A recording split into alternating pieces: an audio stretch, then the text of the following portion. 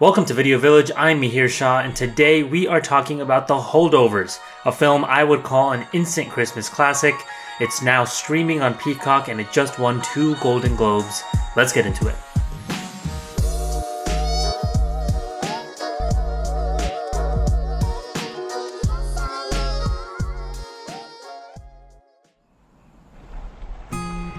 You don't tell a boy that's been left behind at Christmas that nobody wants him? What's wrong with you? There's nobody here, okay? You stay out of my way, and I'll stay out of yours. Let me sleep in the Now, most of the kids dislike you, pretty much hate you. Teachers too. You know that, right? I find the world a bitter and complicated place, and it seems to feel the same way about me. I think you and I have this in common. I don't think I've ever had a real family Christmas like this before. Thank you, Mary. You're welcome. So I watched this movie for the first time, and the only time, over the holidays. I was in North Carolina with my family, saw that it was streaming on Peacock, and basically told my family that it was a must-watch based on everything I had heard about it and all of the awards buzz, and it did not disappoint. It instantly became one of those movies that every winter I would be recommending to people, the same way the animated film Klaus was in 2019. Like, as soon as I watched that, it was like an unforgettable name to recommend to people. And this is the exact same way. This was an incredibly charming movie that, you know, calls to the past, but I guess like elevates what it's trying to do and is in conversation with past movies and past, I guess, like film archetypes, but I think really builds on them in a meaningful way. And I just had a blast. I thought it was incredibly charming and fun and quirky and heartfelt in all the right ways. And it's fantastic. Let's talk a little bit about who made this movie, who's in it. I'm gonna do like what I'd call light spoilers, not like going super in depth into anything that happens in this movie. But if you like to go into movies blind, you know, this isn't for you. You can skip ahead to where we talk about the top 5 instant classics of the 2020s. These are movies that, like The Holdovers, I watched and kind of would designate a classic in their respective genres, whether it's horror, drama, comedy, etc. So if you're interested in that, you know, feel free to skip ahead using the timestamp descriptions below. If you want to hear about The Holdovers, I'll be talking about it for 15-ish minutes, so nothing crazy today. So yeah, this movie is directed by Alexander Payne, who is not at all like a household name, but I think if you're quote-unquote into film, you probably have heard of him. The only reason I have heard of him, honestly, is because he was nominated for a handful of Oscars for a film called Nebraska that came out in the year 2013. And 2013 was just like, I'd say like the first year I was really into movies, but specifically the Oscars. Like, that was the first year where I was looking up every movie that was nominated and kind of like obsessing over what these movies were. And I hadn't even watched any of them. So I've actually never seen a film that he's made. One of his most famous films is The Descendants, that came out in 2011, that stars George Clooney and Shailene Woodley in her one of her first movies, I guess. And he won the Academy Award for Best Adapted Screenplay for that film, as well as the film Sideways, which came out in 2004. I think this one is probably considered his best film. I think among critics, certainly one of the best films of the 2000s. But yeah, I have never seen this film.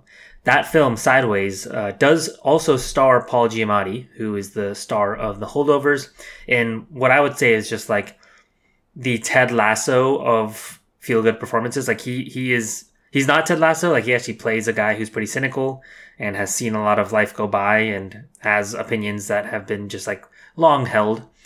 He's an alcoholic, but despite all that, and despite being like a really mean teacher to his students in this film, he is just like, I think, so charming and so good at what he does here. So yeah, speaking of that, let's get into the actors. So Paul Giamatti is the lead role here. You have seen Paul Giamatti. He was in Straight Outta Compton. He was in the boxing movie Cinderella Man.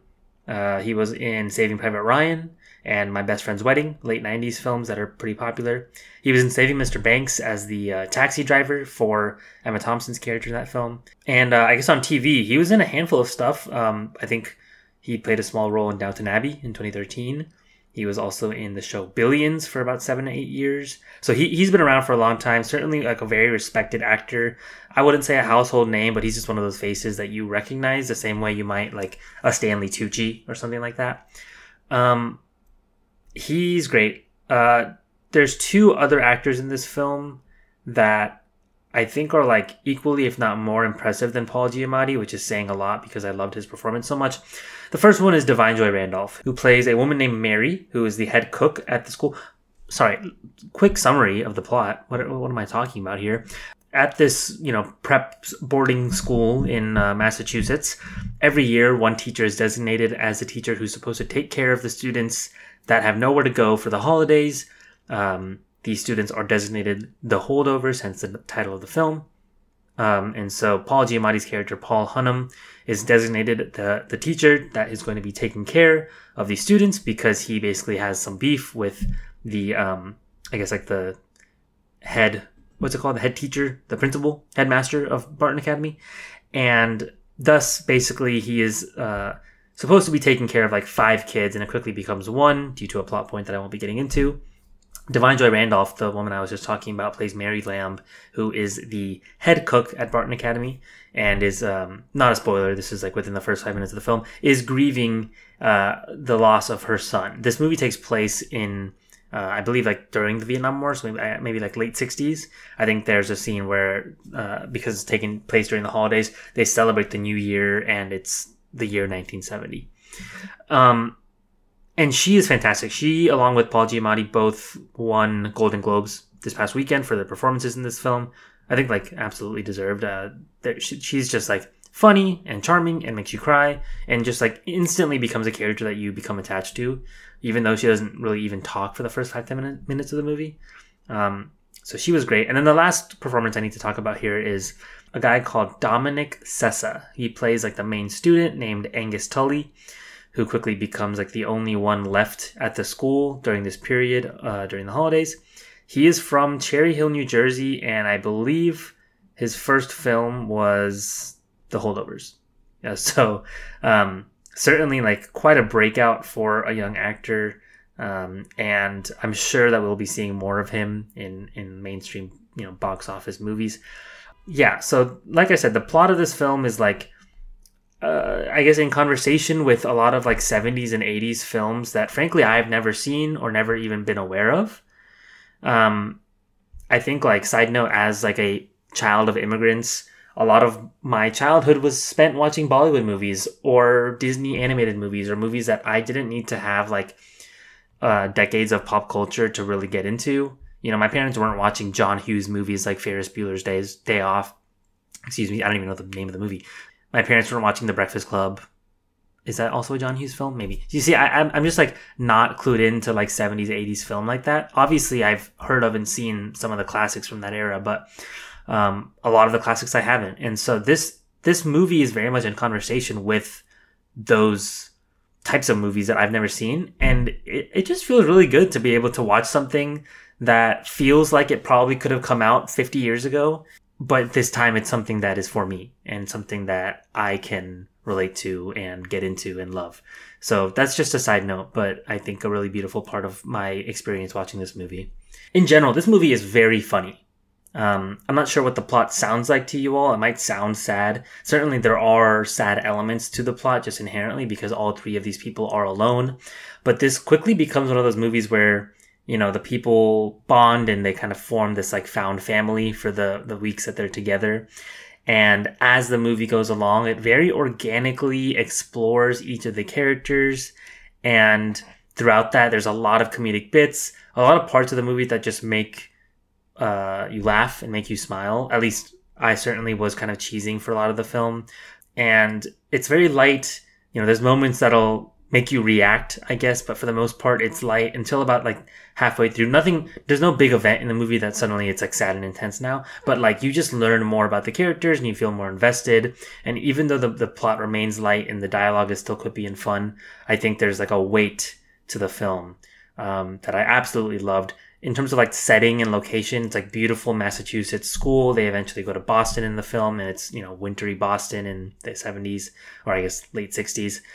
And, it's it's like they mentioned this in the film. It's kind of part of the characters, or at least part of like the plot device. But these are rich kids being sent to a boarding school, and because of that, there's some kids that are just plain rich and have good relationships with their parents, and a lot of them that are plain rich that don't have good relationships with their parents, and that very much becomes a part of what we learn about the characters and what kind of drives the plot forward at certain points. But my gosh, it was so much fun to just like see shots of snow falling in the trees and around these beautiful buildings. The music for this film was composed by a man named Mark Orton, who has worked with Alexander Payne, the director, a handful of times. I'm not really too familiar with this guy. I thought the music was fun and cute. I wouldn't really like recommend listening to the score or anything. The real shout out here is the soundtrack. A lot of the songs used were like 1970s songs that just like instantly take you to that era, instantly make you feel cozy, make you just want to like, I don't know, just cuddle up and read a good book, or in this case, watch a really good movie. But I was a fan of the music. And the last thing I'll say in terms of like people who worked on this is that this film was written by someone named David Hemmingson, who I've, not heard of really either, but has been a working writer for, I guess, like around 25 years or so. Notable because I think this might be one of the first times that Alexander Payne has not written the movie that he's directing, or one of the few times that he's not written the movie that he's directing. And despite that, it just feels like a perfect marriage of these, this script and this direction. I think there's a lot of like really clever things in the writing that make this film, I guess, like provide some depth to a film that you might feel like you've watched before, right? And like this is back in conversation with the idea of an instant classic, is like what a classic movie is one that takes a genre and adds to it or changes it or spins it on its head to a point where we find something truly and wholly original in it. And I think that's what this is. The plot is something that you've definitely seen before, like teacher and student bond, or like, these people who don't want to be in the same room as each other end up becoming really close.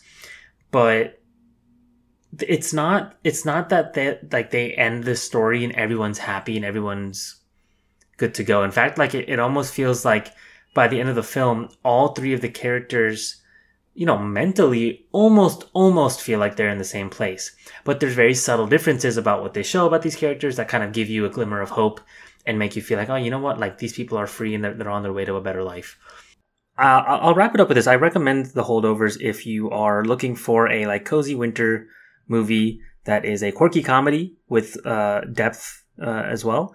It's a teacher student story. If those kind of warm your heart, it's not like Dead Poet Society, but in terms of like the relationship that students have to their teachers, it's very similar. And yeah, if you like good acting, if you like good writing, it's just like one of the movies to watch from 2023. Really quickly, let's talk about the awards. So, like I said, Paul Giamatti and Divine Joy Randolph won Best Actor in a Musical or Comedy and Best Supporting Actress, respectively, at the Golden Globes on January 7th. The Golden Globes are like the first televised awards show, and the awards season kind of culminates 2 months later at the Oscars, which is the last televised awards show, I think. And so what we have here really is like a proclamation of like, hey, these actors are really in contention to be winning at the Oscars. I think Divine Joy Randolph is almost a lock at this point based on everything I've heard and seen, betting odds and just like the trades and, articles and stuff. She has kind of been like close to a lock ever since this film was released.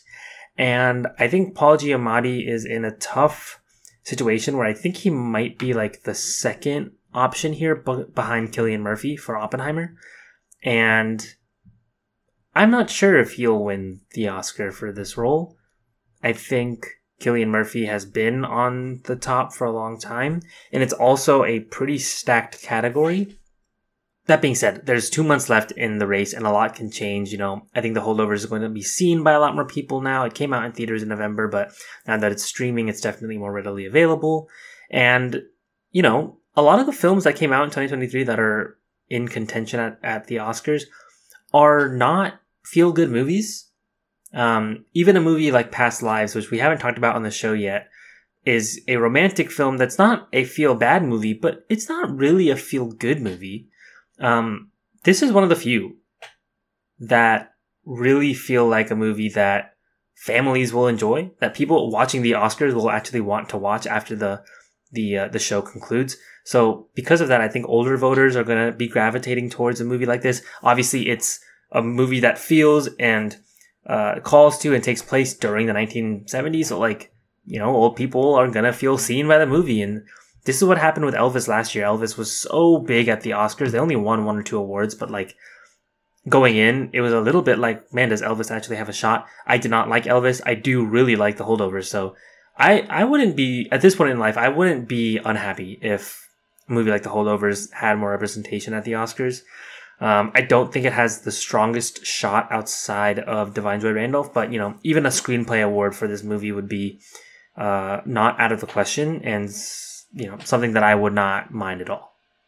Yeah, I won't go on for too much longer. We'll be talking about this movie when it comes to Oscar predictions and stuff like that, and of course in my upcoming episode, the best movies of 2023, it'll definitely be close to, if not in, my top 10 for 2023.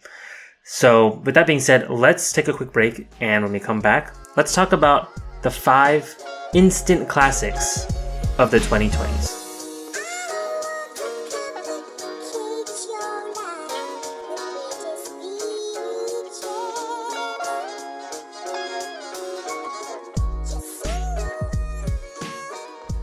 Okay, so the idea behind this list is very simple. The Holdovers, like I mentioned, really feels like an instant holiday classic in the sense that as soon as it was released, it feels like a movie that you're going to watch every year around the holidays, which is just what you do with those quote-unquote classic movies like Home Alone, Elf, like I mentioned now, Klaus from 2019. I wanted to just talk about 5 movies that have come out in the last, 4 years now, that I would consider to be instant classics in their own right. And I've ranked them in a fairly arbitrary order, kind of just based on like how good I think the movie is, but don't read too much into the rankings. My number 5 movie on this list is Rocky Aur Rani, which came out earlier this year. It's a Bollywood film starring Ranveer Singh and Alia Bhatt. It is directed by Karan Johar. And, this is Video Village's most popular episode, so I'm sure a lot of you have seen this movie or at least heard of it. It's an absolute ball. Okay, that was a weird way to say I had a lot of fun. I had a lot of fun during the movie. And it is, I think, one of those movies that I think calls back to the past really, really well and references a lot of Bollywood classics that you might know and love, but it absolutely adds something new to the genre and feels fresh and of the 2020s fully, which I think is really special. And it's executed really well. Bollywood has what I think is a genre issue where any movie that is advertised as any genre, let's say it's advertised as a comedy, or it's advertised as a drama or a war movie or a sports movie, that movie ends up being every single genre. I just watched Donkey, the Shah Rukh Khan movie, and it's advertised as a comedy, and it fully goes from comedy to tragedy to action drama to love story. Like, it's literally everything. And that's not necessarily a weakness. It's like Bollywood just does that, and it makes for really fun movie-going experiences. I think this movie is more so a genre film in that like Bollywood romantic sense, and it is absolutely like probably the best one that's come out in the last 10 years. I think the last good version of this was Ye Jawani Hai Diwani, starring both of these guys' spouses, Deepika Padukone and Ranbir Kapoor. And so yeah, this is a really fun movie. It's streaming on Amazon Prime. I highly recommend it if you are interested in Bollywood or just want to have a good time and watch a really fun, cute rom-com. If you want to hear more about that movie after you watch it, or if you have watched it, we have an episode on it. It's a lot of fun. Me and Bria recorded for like an hour and 45 minutes. So yeah, go check it out. Okay, number 4 on this list is a movie that came out in 2022 entitled Barbarian. Barbarian is a horror movie directed by Zach Kreger, and I just absolutely fell in love with this movie. I watched it in theaters and instantly was like, terrified, but also so impressed and just wildly bewildered at what I had seen. The premise of this film is that a young woman arrives at an Airbnb late at night because she has a job interview the next day, only to find that the Airbnb has been mistakenly double booked and a strange man is already in the Airbnb. And she decides to stay the night despite this, against her better judgment. Don't worry, she spends 15 minutes of the movie kind of deciding whether to do this or not. And then she realizes that there's actually a lot to be scared of in this house. And if you haven't seen the movie, that's all I can say. I strongly urge you to not watch a trailer for this film if you're interested in it, and just watch it, because the element of surprise here is what makes this absolutely an instant horror classic. This movie is able to be simultaneously terrifying and hilarious and just like so surprising in just the form and the structure of the movie. Don't think I've ever seen a horror movie that has taken this structure, where about 45 minutes into this 100-minute movie, something happens and you almost feel like the channel changed on your TV for 10 minutes of the film. You're so confused as to what you're actually watching, and when things start to get tied together, it becomes one of the most exciting movie-going experiences you'll have. Guaranteed a fun time at the movies. So if you are looking for a horror film to watch with friends, don't watch this alone. I mean, unless you're really a special kind of person. But otherwise, Barbarian, 2022 horror instant classic. Okay, number 3 on my list is a movie that I absolutely loved. If you have been listening to this podcast all year, you know that this was one of my favorite movies of 2022, one of my favorite movies of the decade, and I think a lot of my friends don't feel the same way. And so again, here I am trying to change people's minds. This is Top Gun Maverick. Now, this movie obviously is a sequel to a very old action movie from the 80s. And the reason I say that it is an instant classic is because it takes the action-adventure genre, and I would say it revives it. Because this, we have action-adventure movies out the wazoo. We have franchise action movies like John Wick and Mission Impossible. But this wasn't a franchise. This was 40 years, delayed of a sequel. And so what it does is, yes, it revives characters that we love. Yes, it absolutely plays on the nostalgia factor. And, for me personally, I watched the original Top Gun maybe a week before watching this movie. So I had no nostalgia. I was like, yeah, I like Tom Cruise. I don't care about the movie Top Gun like people, who watched it in the 1980s do, like my parents, The only reason I like the song Take My Breath Away is because my mom was obsessed with Top Gun and she showed me that song when I was very young. Otherwise, Top Gun means very little to me. So, the nostalgia is there, but I don't think it actually impacts the movie-going experience at all. This is one of the most feel-good action-adventure movies you will ever watch. It is a joyride, quite literally. It is, a lot of practical visual effects. You really feel like you're in the planes with them and part of the action, because that's what they wanted you to feel, and they actually got into planes and filmed this. And you can watch all sorts of behind the scenes footage of Tom Cruise and Miles Teller and Glenn Powell talking about what it was like to actually get into one of these planes and film. The story here is pretty bare bones and basic, but I think from a screenwriting structure point of view, it's almost perfect the way that they've set up this movie. Everything just moves. You have a love story component, you have drama between two of the main characters, you have an internal conflict for the character, and you have kick-ass action sequences, and of course, in classic Top Gun fashion, an opponent with no name. We're going to attack some country, some godforsaken country. It feels like Russia, but who knows? It doesn't matter, because this movie's not trying to tell you anything real. This movie is literally just come to the movies and have a good time. And we need a lot more of this. This was delayed. This was supposed to come out in 2020, then got moved to 2021 because of COVID, then got moved to 2022, finally came out in the summer of 2022, and quote unquote saved movies, according to Steven Spielberg, who watched it at the time. And honestly, I agree. Great movie. Highly recommend. I believe it's on Paramount Plus or Amazon Prime, one of the two. All right.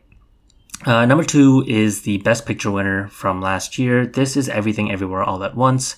This feels pretty self-explanatory. This is like a sci-fi action comedy, which action comedies exist and sci-fis exist, and some sci-fi action comedies exist, but certainly not in a way that is recognized at the prestige level of winning Best Picture. And this is absolutely a first for a movie like this. Really just, plays on a lot of old tropes of those sci-fi movies. There's even, these scenes that take place in this truck that is kind of like helping Evelyn, the main character, cross through dimensions. And that really feels like it's taken out of an 80s sci-fi movie. So there's like a lot of different things that are clearly calling back to old movies. But the reason I think it's an instant classic is just because it is, it's a 21st century story. It's an immigrant family trying to make things work, family drama, and it's just absolutely hilarious and a great time at the movies, and has editing that could be considered some of the best editing work that's ever been done in a movie. Some absolutely profound images in this film, and a great family film. It has everything. There's a lot going on here. One of my favorites from 2022, actually my favorite from 2022, if I'm being honest. And not much else to say here. This movie was talked about a lot, so I'm sure listeners have at least heard of this film. Go check it out if you haven't. You're really missing out. But alas, my number 1 film on this list, and I'm going to try to end this podcast within 30 minutes. Let's see how it goes.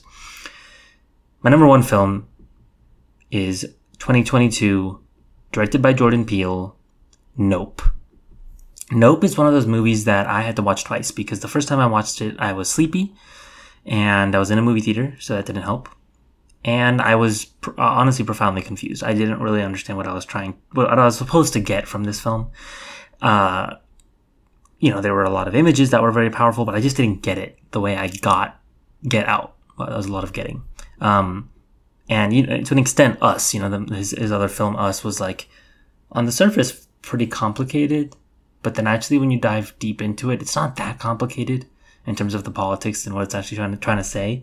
This film, I think I feel the opposite about, where I started watching it again and quickly realized that I had sort of like glossed over a lot of what the movie was trying to say and trying to, put out in the world. This movie is about a lot of things, but first and foremost, this is a like pretty gripping and terrifying sci-fi horror movie. Sci-fi thriller movie, if you don't want to call it a horror movie. There are some like incredibly disturbing images in this that I guess lets you imagine just enough to make it even more scary. I'm thinking about 2 things. One is the there's a certain scene with a chimpanzee that I won't get into, and there's another scene where it looks like a bunch of people are how do I do this without spoiling? It looks like a bunch of people are under a blanket, and they are being suffocated in this blanket. And if you've seen the movie, you might know what I'm talking about here. There's just like some really crazy things that happen in this film that really have stuck with me.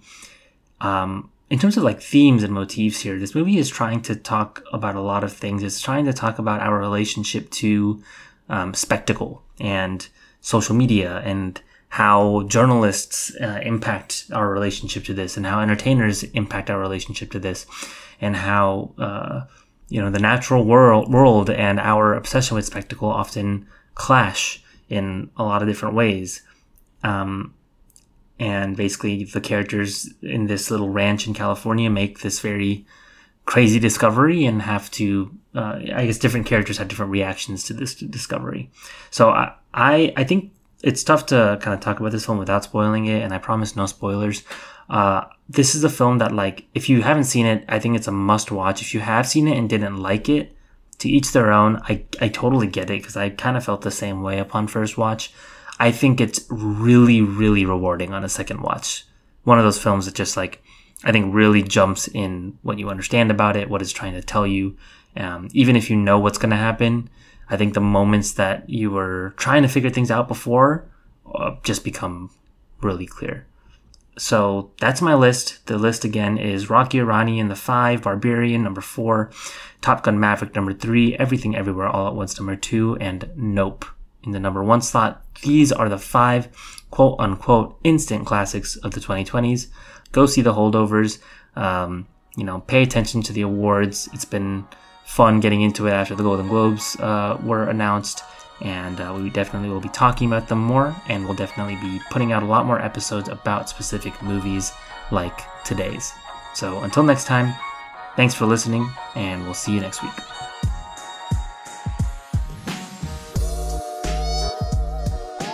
Special thanks to my lovely girlfriend Krupa Patel for the podcast's artwork, and my good friend Kevin Cow for the music that you're listening to now. You can find more of his music on Instagram at Waguang Beats. Thanks, y'all.